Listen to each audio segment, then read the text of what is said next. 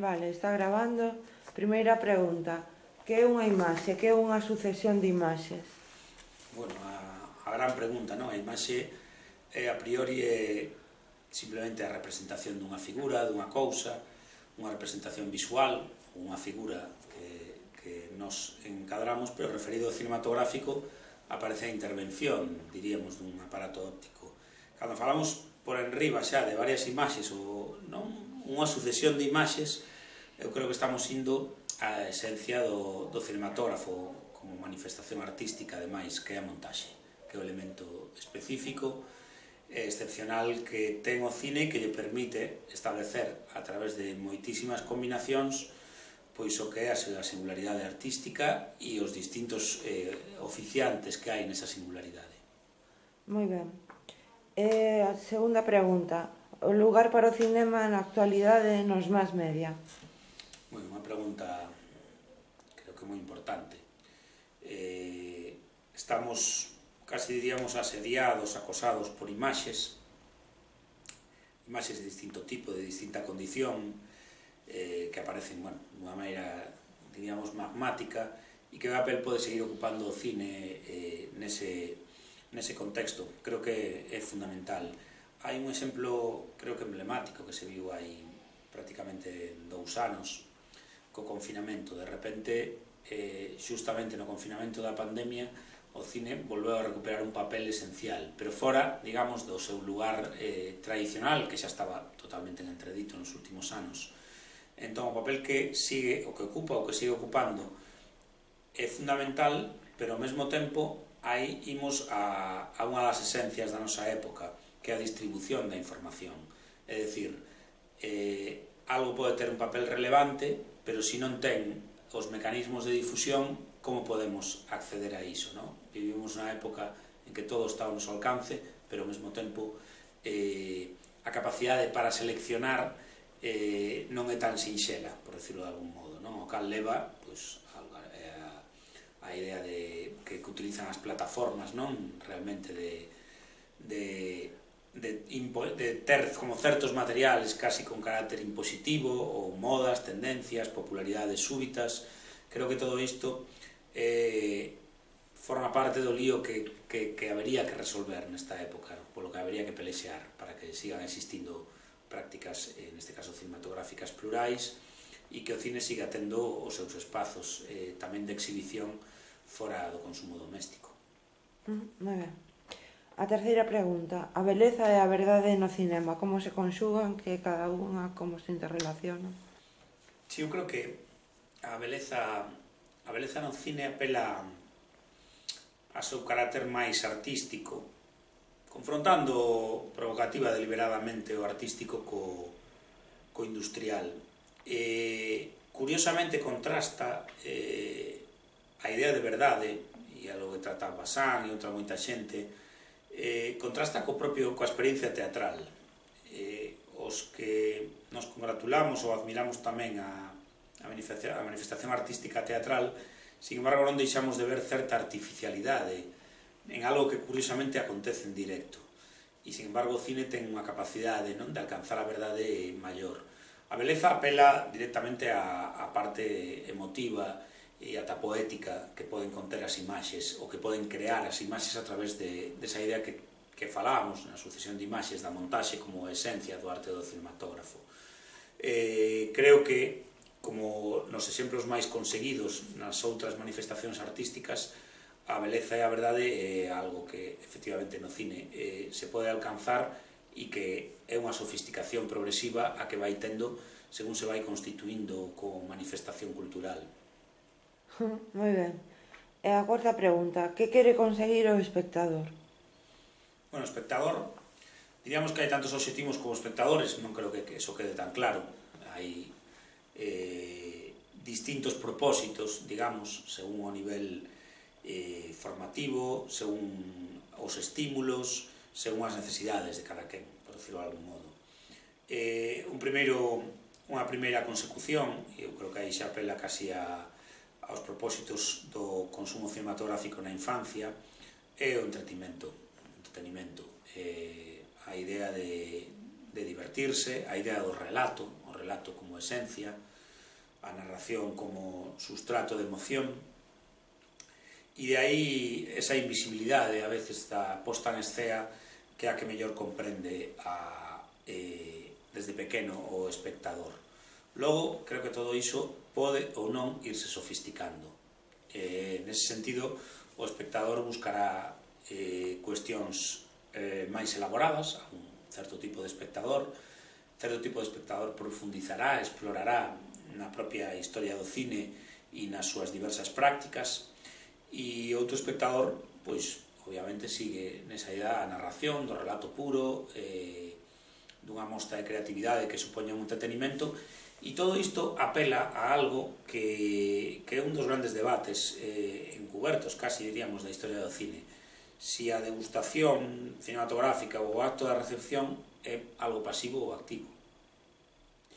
Si parece claro que cando un lee, vale, a fluidez que poden ter certas narracións, máis incluso convencionais ás veces, si parece claro que se asume que hai un proceso mental de elaboración e de comprensión do texto e de recoñecemento de estrategias narrativas e demais, parecería que non queda tan claro, non? Sobre todo coa esa transparencia invisible do cinema clásico, especialmente estadounidense, pero, sin embargo, sí creo que hai procesos, hai consciencias, e o espectador de moi distintas maneiras eu creo que sí que está nun proceso de aprendizaxe constante. Co cal, incluso as mostras ás veces máis estimulantes, e é curioso como no cine industrial moitas veces se xoga ou se explora coa narración e de unha maneira moi clara, ás veces eso incluso desde certa condición industrial, e todo iso leva a que haxa espectadores moitas veces máis exixentes, non? Creo que un dos riscos tamén desta época e do consumo dirixido moitas veces ou teledirixido ten que ver con iso, non? Coa idea de levar a un espectador con menos coñecemento ou máis pasivo, xustamente nunha época en que o coñecemento é máis accesible.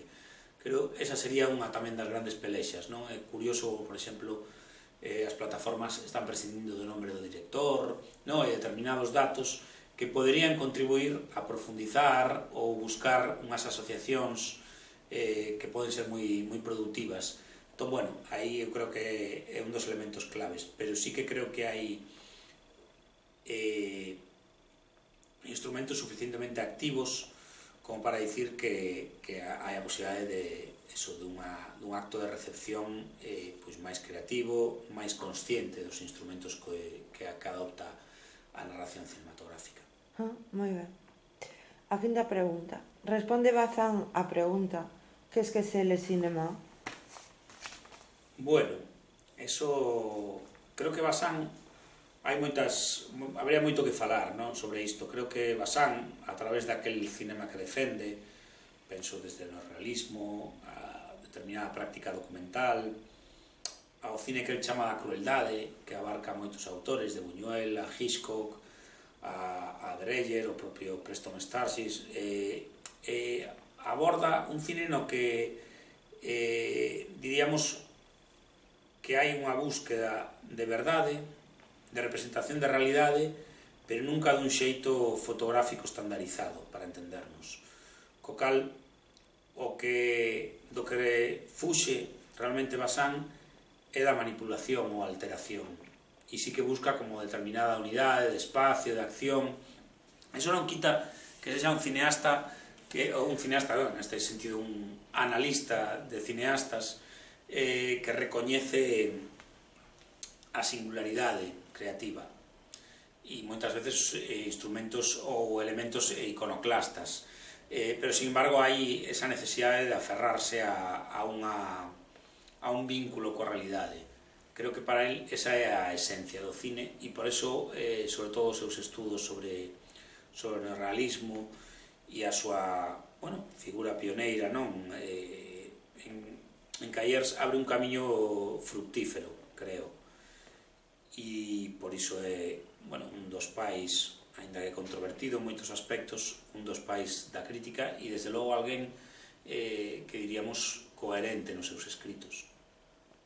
Moi ben. Ahora a pregunta que comentábamos antes, a sexta pregunta: existe un cinema especificamente feminino? Bueno, Creo que esa é unha clave discursiva que apela a moitísimos aspectos que están hoxe presentes na nosa sociedade. Hai diferencias biolóxicas, diferencias culturais.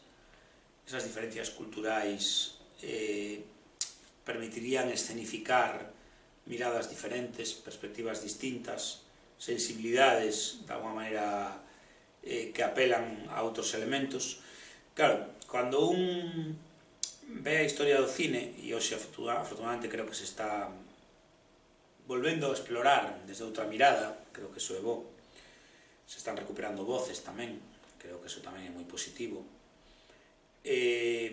percibe un desequilibrio absoluto en obra, en cineastas, en persoas que se puxeron detrás da cámara dun xénero ou outro. Si ve que cando esas miradas existiron, ou prácticamente sempre, e poderíamos poñer casos nos que presuntamente non quedaría tan claro, de Ida Lupino a Catherine Bigelow, pero, sin embargo, cando un ve ese censo de mulleres cineastas, sí que se poden ir vendo elementos en moitos casos de rebelión, de rebeldía contra un sistema que efectivamente era hexemónicamente masculino. Entón, si diríamos que as diferencias culturais poden plasmar ou levar a miradas diferentes, ou miradas nas que ese acervo cultural común en moitos aspectos, pero diferente polas dificultades que cada un tivo na súa existencia, poden levar a que xusto se exacerben eses elementos singulares. Creo que un dos grandes temas non funciona dunha maneira unívoca, como non funciona a arte, a análise ou a exploración sobre as artes dunha maneira unívoca, e creo que aí hai que referirse aos casos concretos, e ir a un pouco a análise textual dos filmes concretos e das autoras, neste caso, concretas, pero sí que diríamos que hai moitos elementos que nos indican unha perspectiva diferente ou singular en moitísimas autoras e que teñen que ver, efectivamente, coa súa condición femenina. Moi ben. A sétima pregunta é a última. A rebelión, como se filtra no cinema? Bueno, creo que esta tamén é unha pregunta moi importante, porque diríamos que moitas veces o cine, como arte que aúna ese elemento industrial, renunciou á rebelión por diversos intereses. Que ocurre cando esa rebelión se plasma? Pois eu creo que acontece de distintas maneiras. Unha é cando se impugna a narrativa hexemónica. Chegados ao último grau, ao último extremo, pois o cine máis iconoclasta, a vanguarda. Cando se xoga cos procedementos narrativos, evidentemente se fai evolucionar a historia da arte, neste caso a arte do cinematógrafo. E logo hai unha segunda, quizáis máis usual, porque son moitos os cineastas que tratan de xogar cos límites discursivos ou temáticos, que ten que ver con aquelas películas que foron moitas veces coyunturais ou que pertencen, digamos, a un tipo de evolución que ten que ver co ideolóxico cultural, que cando se rompe a través de elementos políticos, sociolóxicos, e que logo eso ten unha consecuencia tamén creativa e artística. Creo que o primeiro aspecto é o fundamental. A historia, a evolución dunha linguaxe xurde a través dunha rebeldía estética, narrativa, unha rebelión cos procedementos, é dicir, se hai un cine, ou pode haber un cine estandarizado e hexemónico, a rebelión consiste en impugnalo destruindo eses procedementos, non destruindo, subvertindo, sería máis correcto, porque é unha maneira de construir, non de destruir.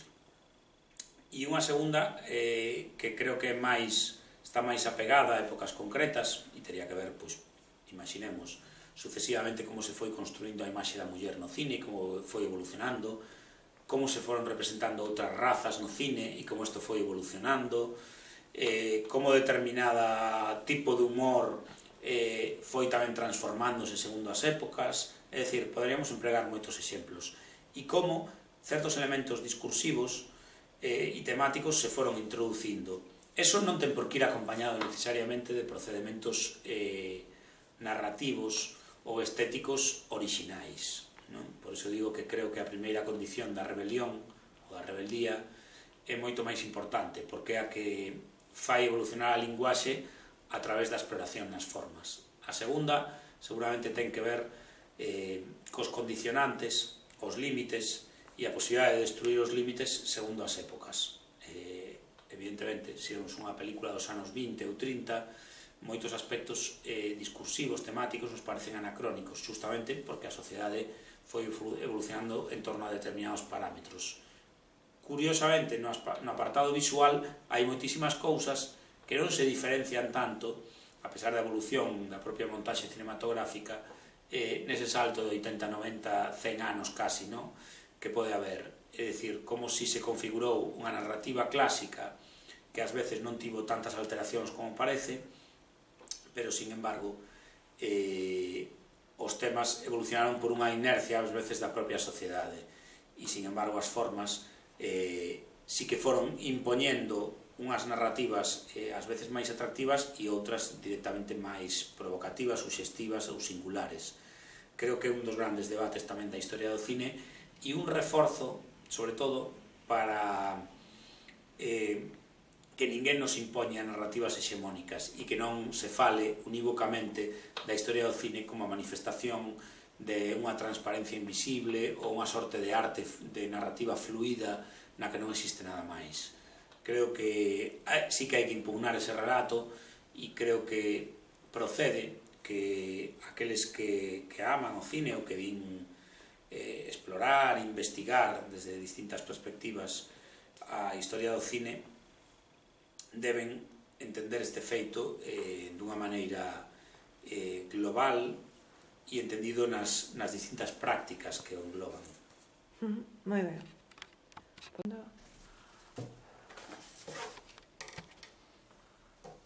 Vale, a primeira pregunta. 3 filmes feministas e por que os escolles? Vale, vou escoller por un lado unha película española de Cecilia Bartolomé, Vámonos Bárbara, que enlaza ademais con outra moi coñecida norteamericana, Wanda, de Bárbara Loden. Ambas son películas de carreteira, diríamos, de itinerario, de camiño trazado na procura dunha identidade, de afirmación dunha identidade, diría, femenina, e creo que son dúas películas entendidas como unha, sabes, polas súas similitudes que compre destacar nese ámbito. Sen dúbida, toda a obra de Agnès Varda é importante nese campo, pero vou destacar a outra cineasta menos coñecida, aunque tamén célebre, Barbara Hammer, a directora estadounidense, que creo que hai componentes de autobiografía, desexo, exploración nas relacións lésbicas, linguaxe experimental, iconoclasta, e, por exemplo, en películas como Nitrate Kisses e toda unha filmografía desenvolvida a través de pezas longas, curtas, creo que é moi estimulante, unha cineasta estadounidense. Outra cineasta estadounidense é Kathryn Bigelow, eu creo que a película que fai sobre o asasinato de Bin Laden, La noche más oscura, pareceme xustamente unha traslación con protagonismo femenino, unha subversión, en parte tamén, do que é o cine de acción tradicional, o cine de acción máis clásico, máis estadounidense, máis estandarizado, e como de alguma maneira o subvirte con moitísimo vigor e nunha película, creo que máis que eficaz, brillante. E eses serían os exemplos que escollo, evidentemente, entre outros moitos, me interesaba destacar estes por unha cuestión tamén, digamos, máis metafórica ou simbólica. Moi ben. O cinema da crueldade do que falaches na entrevista anterior, podes profundizar un pouco niso? Sí. Creo que é interesante as obras principais de André Bazin, que é como sabes, un teórico e crítico de cine de trayectoria lamentablemente curta. Bazin morre no ano 58, penso que con 39, 40 anos, naceu no 18, aínda que ten moitos escritos, non? Moitos falan de máis de 1500 artigos. Bueno, os seus libros principais son Que es el cine, e hai un libro con prólogo de Truffaut, recollido con posterioridade, que aproveita escritos seus e unifica en torno a ese concepto del cine de la crueldad. Escolle autores que poden sorprendernos, que estean xuntos, Buñuel, Kurosawa, certa tradición que comeza a xurdir nos anos 50 de cine xaponés, que el mesmo califica como o máis importante sucedido na historia do cine desde o neorrealismo, Dreyer, Hitchcock, Preston Sturges, hai unha serie aí de autores, non? Que Erich von Stroheim, que pode sorprendernos que estean xuntos, pero para Bazin creo que é importante, e aí reflexa ou reflicte o que é a importancia dese, diríamos, cine da crueldade, é que a crueldade non é simplemente o horror exagerado e algo frío ou distante, sino que é algo intrínseco ao ser humano, é algo que está en nós e iso ten unha plasmación. De alguma maneira, eu creo que o di Truffaut no prólogo do libro, estes cineastas teñen un componente moral e tamén subversivo, e esa exploración da crueldade eu creo que engade unha nova dimensión tamén na historia do cine. Quero dicir, o caso de Hitchcock, o que, por certo, Bazin observa con máis capacidade crítica que outros, con máis reservas para entendernos, é elocuente, porque realmente Hitchcock traballa nos grandes estudios estadounidenses e, digamos, que explora esa crueldade desde dentro, tendo en conta que é un cine moi codificado, o cal subvirte moitas das normas, das reglas dese cine, ten un enorme mérito. Evidentemente os casos de von Stroheim ou Dreyer son máis autorais, o caso de Preston Sturges, por desgracia, é menos coñecido hoxe, aínda que fixo toda unha serie de comedias que tamén rompen con dinámicas que se estaban realizando nese momento e exploran con singular capacidade esa crueldade que está no ser humano, non? E que no caso de Buñuel estoupa pola capacidade de Buñuel tamén como izquierdista e como católico, ou alguén non católico, sino alguén que coñece moi ben o catolicismo, non? Como expresa moi ben unha película posterior, La Vía Láctea, na que demostra coñecer as herexías e a religión mellor que os propios crentes, non? Entón, digamos que nesta amalgama e nesta exploración sobre cineastas, o fío común que establece Bazin é fundamentalmente iso, ese, non? Como no teatro da crueldade de Artaud, hai algo que é intrínseco ao ser humano e que convén explorar, non deixar a un lado, non? Eso, lonxe de ser turbio, lle dá unha complexidade maior a esas obras e a estes autores. Moi ben. Ao fío do que falamos o outro día, que proporcionan as salas de cinema ao espectador? Bueno, a calidade e a excelencia está aí. Eu creo que non só hai unha tradición, unha cultura tradicional, unha cultura atávica de consumo, digamos, sino que a calidade e a excelencia. Creo que a perda dese espazo de exhibición, sin consideralo unha sorte de templo, senón por razóns lóxicas, como pola súa dimensión social, pola súa calidade estética, polo goce compartido, por tantas razóns, é algo que debe seguir manténdose na historia, digamos, da recepción e do estudo dos públicos. Moi ben. As plataformas, que habería que mellorar? Creo que hai un componente clave, que é a distinción entre espectador e consumidor. Debe haber un tratamento de maior respeto e ter en conta as diferencias. Isto, na maioría dos casos, non está sucedendo hoxe. Vou poñer dous exemplos nos que positivos, para entendernos. A última película, a película que deixou inacabada, Orson Welles, que finalmente foi montada e restaurada en 2018 por Netflix, The Other Side of the Wind, Al outro lado del viento. Esta película é posiblemente agora mesmo a gran aportación ao cine da plataforma que seguramente máis está distorsionando, non? O sentir e os gustos, digamos, cinematográficos e impoñendo, digamos, dunha maneira máis clara certas tendencias. Pois ese é un camiño posible para explorar por parte deles tamén. Saber que contribuir á calidade, ás artes, á historia dunha forma de representación artística non só é un tributo, sino algo que pode ser hasta rendible para eles, para entendernos. É un bo exemplo.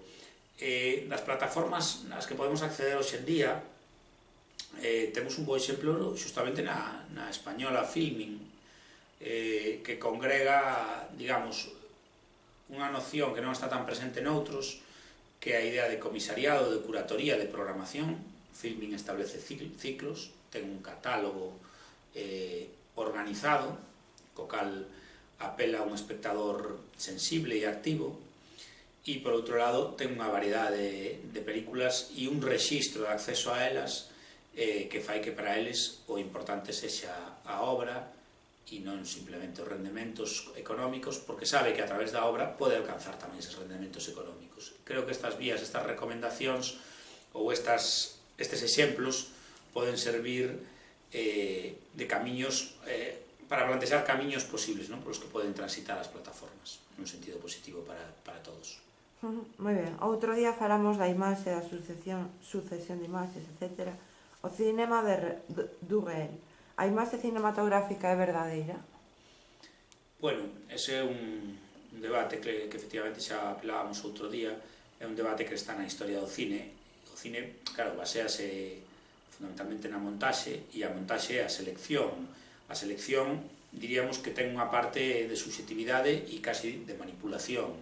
Por lo tanto, nese sentido, claro, non sería real, pero por outro lado é verdade que, ao contrario que outras artes da representación, visuais ou plásticas, sí que a súa percepción, o achegamento á realidade é diferente e moito máis próximo, non? E tanto no terreo de non ficción como da ficción nos permite achegarnos, non, dun xeito moitas veces definitivo.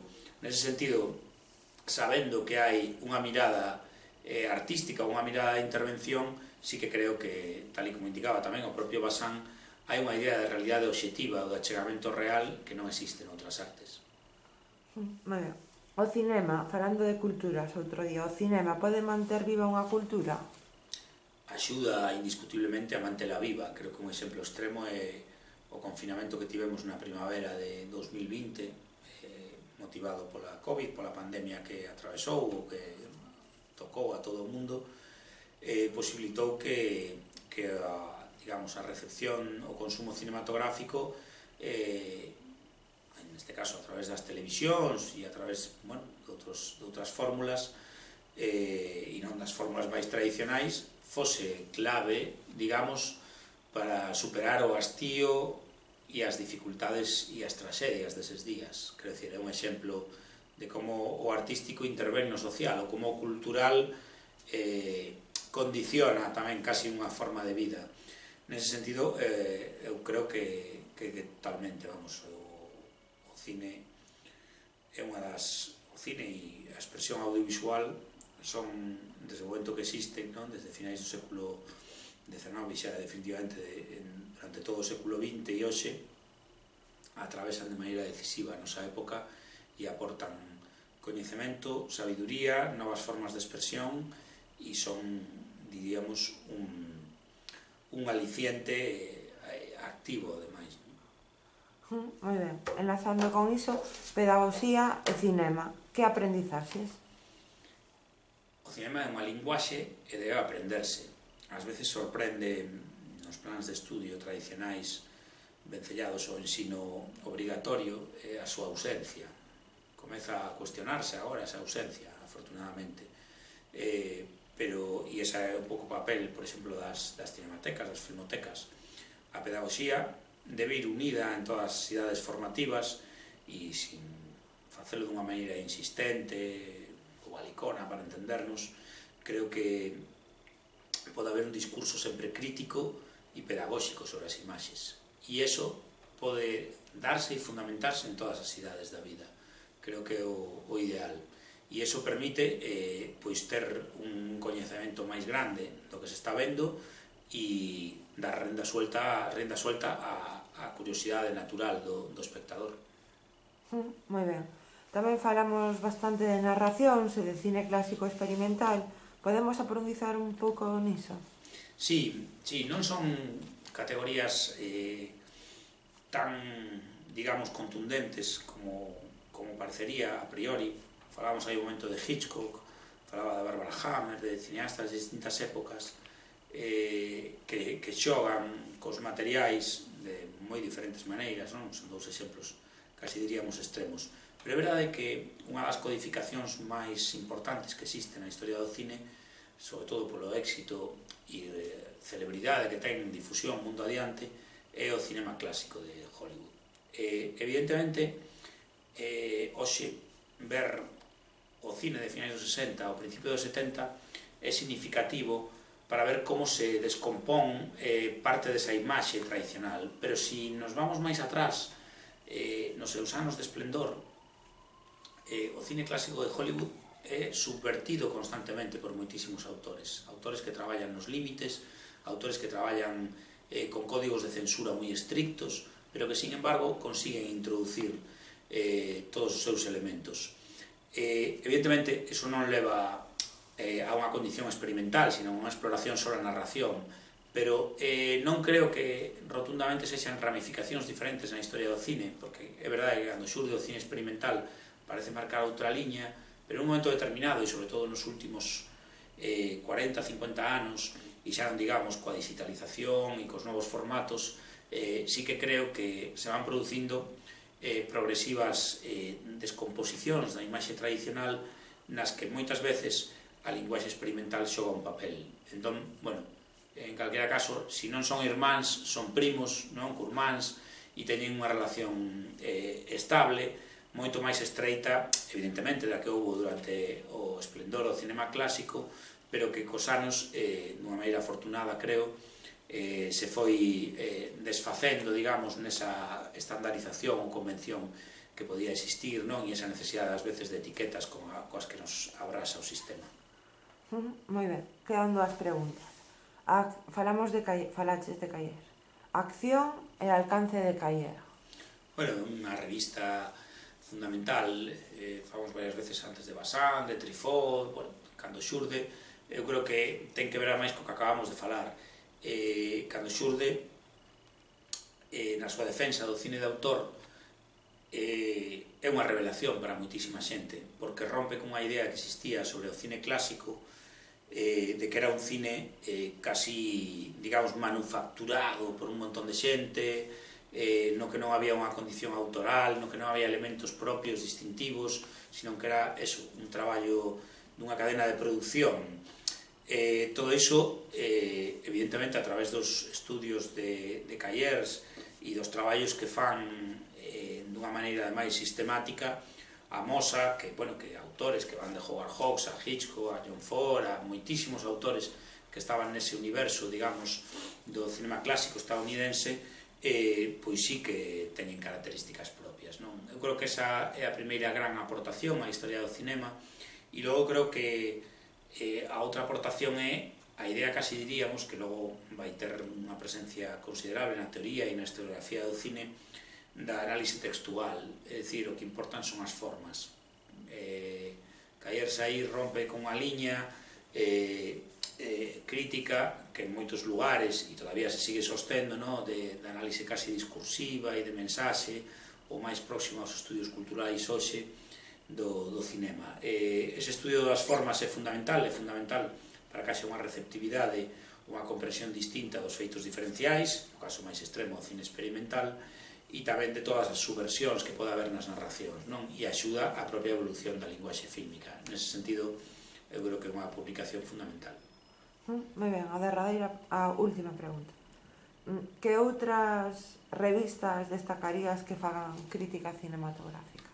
Bueno, de diferentes maneiras, hai moitas revistas no mundo que contribuíron, no caso máis fructífero, estimulante, seguindo esa liña aberta por Cahiers, e que alimentan moitos destes debates dos que estamos falando. En España, indiscutiblemente a sucesora de Caimán, Cuadernos de Cine, que chegou a ser Cahiers do Cinema España, e logo hai outros moitos exemplos no mundo que van de Positif, a L'Amante, a Film Command, Sight and Sound, Cinemascope, bueno, un montón de exemplos de revistas que conectan de diferentes maneiras con esa percepción. Creo que vou coñecelas porque, bueno, aínda que a crítica perdeu ese carácter motor que tiña establecido a través justamente destas publicacións e gracias a, digamos, o universo digital foise abrindo totalmente, sí que hai que seguir vendo a consideración, a distinta escala de chegada e as voces profesionais ou máis amateurs que todavía se distinguen, non, neste universo. E creo que en moitas destas revistas están algunhas das figuras clave da análise textual, da crítica e do coñecemento dos grandes filmes da nosa época. Vale, moi ben, perfeito. O cinema pode transformar a sociedade? Sí, de feito a transforma. O cinema transforma a sociedade sustancialmente e influe desde os seus inicios. Digamos que como invento ten unha repercusión social, pero posteriormente ten unha parte xa de intervención nesa sociedade e nos guste ou non, ás veces dunha maneira máis deliberada, outras menos, intervén na sociedade. Eu creo que o cinema é sustancialmente político, aínda que se queira negar en moitos aspectos.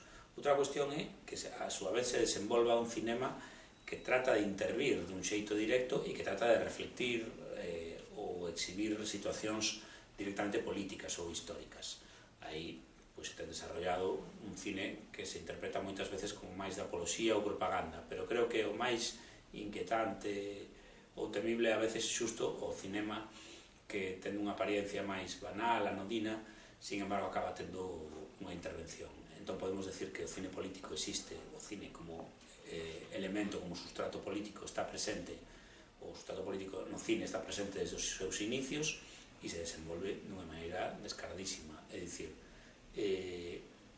as producións de Netflix son cine político? Aparentemente non, pero sin embargo no mundo que nos ofrecen e o tipo de sociedade que reflexan hai unha intencionalidade, entre outras cosas, sociopolítica. Os artefactos políticos que construen a súa etapa maoísta Godard son cine político, dunha maneira deliberada, clara, tratan de intervir na sociedade. Entón, bueno, desde distintos flancos vemos que a historia do cine está presidida, ademais, pola súa propia construcción, por ese elemento político. Moi ben. 3 exemplos de por que de cinema político. Ben, durante moitos anos Luis Buñuel desaparece da historia do cine. El é, digamos, unha das grandes figuras do cine de vanguarda. Con Un perro andaluz e La Edad de Oro entra, digamos, con letras de oro, con letras con, bueno, entra con todas as honras na historia do cinema. E logo de documentar Las Urdes, prácticamente a xente pasa a descoñecer a súa vida, a súa produción, acontece a Guerra Civil. En 1950 reaparece en México para a historia do cine con Los Olvidados, aínda que fixera máis cousas polo medio.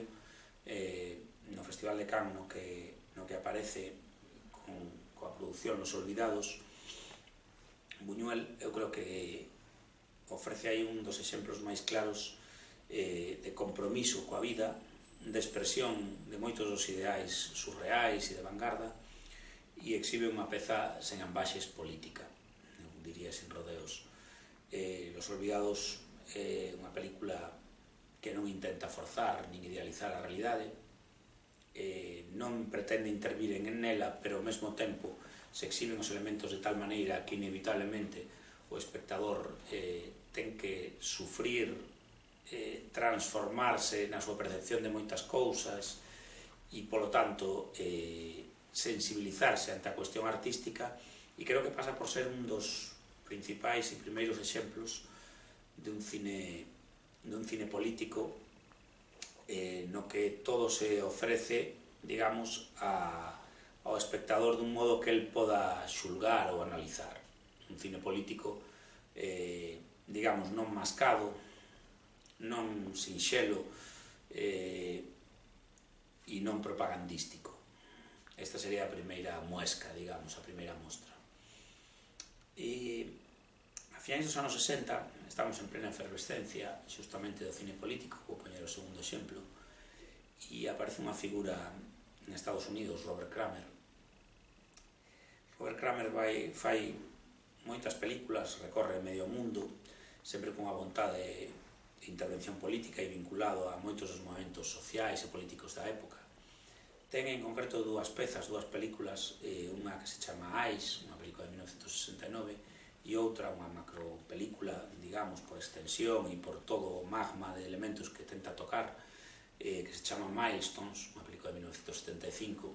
Nesas dúas películas, de alguma maneira, ofrece todo o abanico das posibilidades políticas, desde a loita armada, o sustrato revolucionario, as vidas alternativas, o underground, como construir unha vida que non se corresponda cos valores fundamentais da sociedade unha vez que estes son corrompidos polo capitalismo. É dicir, hai toda unha serie de elementos fundamentais en Kramer que aparecen tocados dun xeito, creo que moi exemplar nestas dúas pezas. Logo a súa carreira, a súa trayectoria segue, falece por desgracia de xeito bastante prematuro, pero bueno, queda aí como un exemplo tamén de que lo demostra o cine político.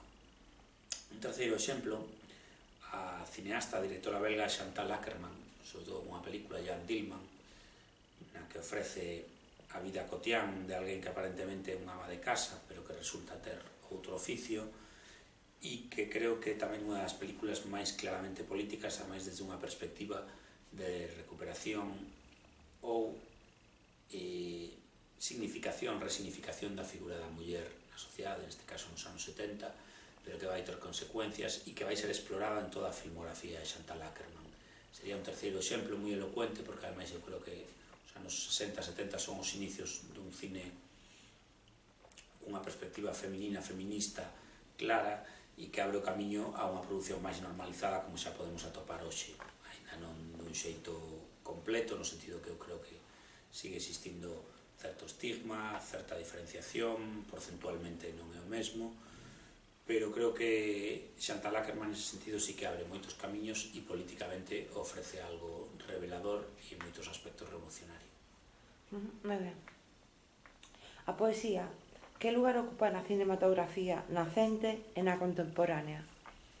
Bueno, sería un dos elementos seguramente para moitos máis discutible. Sin embargo, nesa interpelación de que é o poético, de como emocionarnos a través de algo que non é meramente prosa ou meramente narrativo, vaise configurando a historia do cine de moitas maneiras.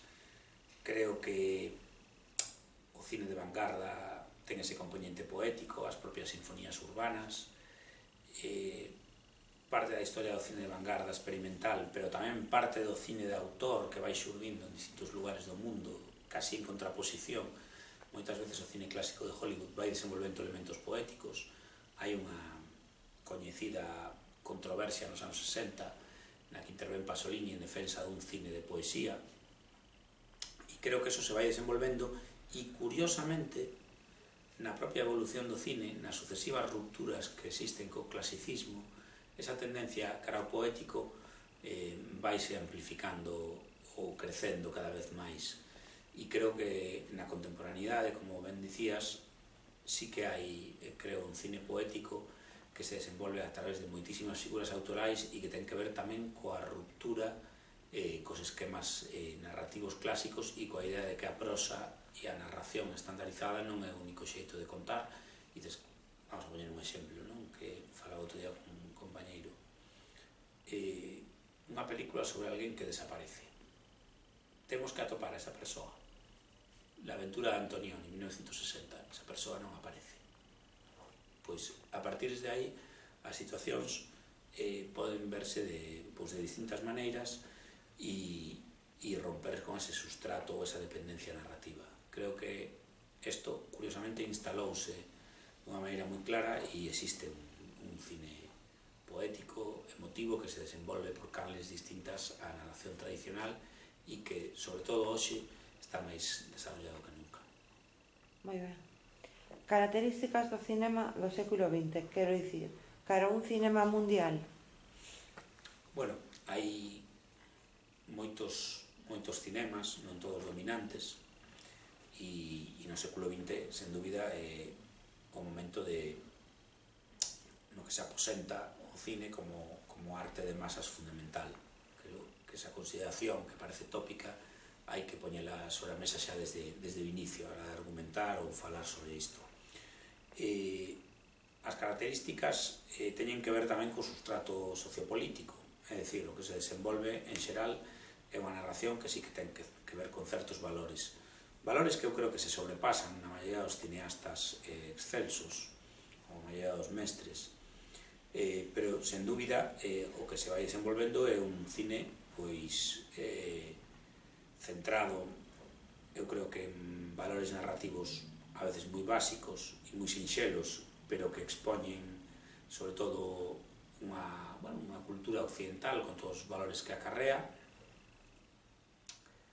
Nese sentido, o cine clásico é o que ten a posibilidade de desenvolver dunha maneira moi clara eses valores, e é unha narrativa que cronolóxica, temporal, espacialmente, trata de eliminar calquera elemento de racor, trata de sobrepasar calquera elemento conflictivo, pero, sin embargo, vai habendo sucesivas fisuras en torno a iso, e que creo que esa é a base dos sucesivos autores, que tratan de romper e de explorar de outro xeito.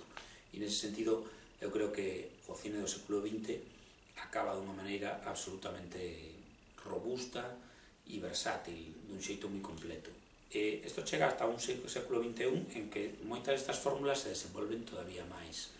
Entón, creo que estamos nunha situación que, máis aló das estrategias de consumo e de oferta de consumo, sí que provocan unha variedade enorme e que explican que, desde a súa invención hai un desenvolvemento moi grande.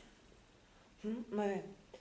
Xa para rematar, o nacional, o específico, que rol na cinematografía? Sí, eso tería que ver a mes coa pregunta anterior, na que sempre revolotea a idea de se hai uns valores esenciais no cine, ou estos son uns valores universais e que están por enriba de identidades. Sen dúbida, o cine clásico intenta estar por enriba desas identidades, aínda que é o mellor casi exhibidor, diríamos, da cultura, por exemplo, estadounidense do século XX. Pero creo que sí que hai especificidades, concrecións. Lembro, sin ir máis lonxe, os novos cines dos anos 60. Nos novos cines, evidentemente, non é o mesmo free cinema, a nouvelle vague, o novo cinema brasileiro, o que se fai en Xapón, o New Hollywood, é dicir, un cinema novo brasileiro, que falaba antes.